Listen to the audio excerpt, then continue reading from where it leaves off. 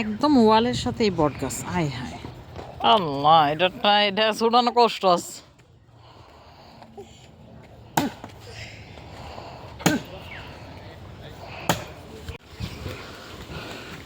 যে কয়টা নিজেরা খাওয়া যায়। আয় এদিকে এসো, এদিকে এসো, এদিকে এসো, আয় এদিকে এসো, এদিকে এসো। ডাব পড়বো, ডাব পড়বো, তো তো তো তো তো তো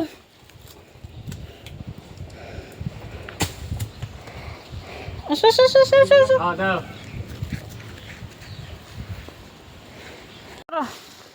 ধরো ধরো ধরো, ডাব ধরো, মাথায় নাও, মাথায় নাও, ডাব মাথায় নাও।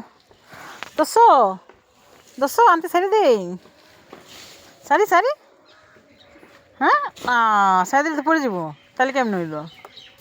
হ্যাঁ, কারেন্টে তার জন্যই জাম গাছ ডাল কাটতে দিতেছে। কবে যে তারগুলো সরবো এখান থেকে আল্লাহই জানে। উপরে এই কারেন্টে তারের জন্য দেখা যায় নাকি আম গাছের ডাল কাটতে হইতেছে। গাছ কাটা শেষ হলে তারপর আবার গাছ থেকে সুপারি পাড়াতে হবে। আরও অনেক কাজ বাকি আছে, এদিক দিয়ে সারাটা দিনই চলে যাচ্ছে। এসব কাজ করতে করতে আসলে সারাদিন পার হয়ে যায়, অনেক সময় লেগে যায়। থেকে সুপারি পাড়া হয়েছে।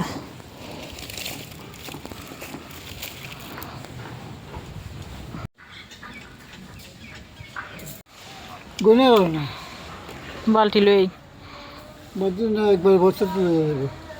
বস্তা নিয়ে নেব। বস্তা বস্তা দেবে, বড় হয়ে গেছে। মাঝে মধ্যে কিছু কিছু সুপারি গুলো মশলা দিলে কত গোল গোল বড় বড়। যে ওই বর্মাইশ্বর দিয়ে যে বড় শরীর কাঁচা এই একদম জিনিস।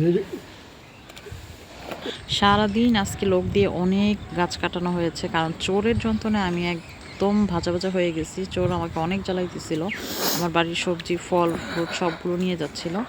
এখন একটু ফাঁকা করে দিয়েছি, এখন কেউ ঢুকলে দেখা যাবে। বাড়ির মধ্যে সিসি ক্যামেরা আছে, তারপরও এই অবস্থা। যাই হোক, তবে ভালো হয়েছে অনেক। এখন রৌদ্র পুরো বাড়িতে ঢুকতেছে, আর অনেক ফাঁকাও হয়েছে। একটা লোক এখন ঢুকলেও দেখা যাবে। অনেক ধরনের লার্কিও হয়েছে, যাক চুলার মধ্যে রান্না করা যাবে এই লার্কিগুলো দিয়ে। ভালো হয়েছে আলহামদুলিল্লাহ। গাছগুলো কাটানোর পরে এই যে কিছু লার্কি হয়েছে, এগুলো দিয়ে আবার কয়েকদিন রান্না করা যাবে।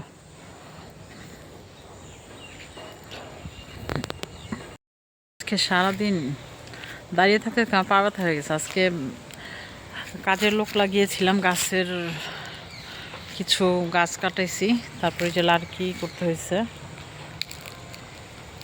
পিছনেও আরও কিছু আছে। আজকে ভালো কাজ করাইছি বাড়ির মধ্যে।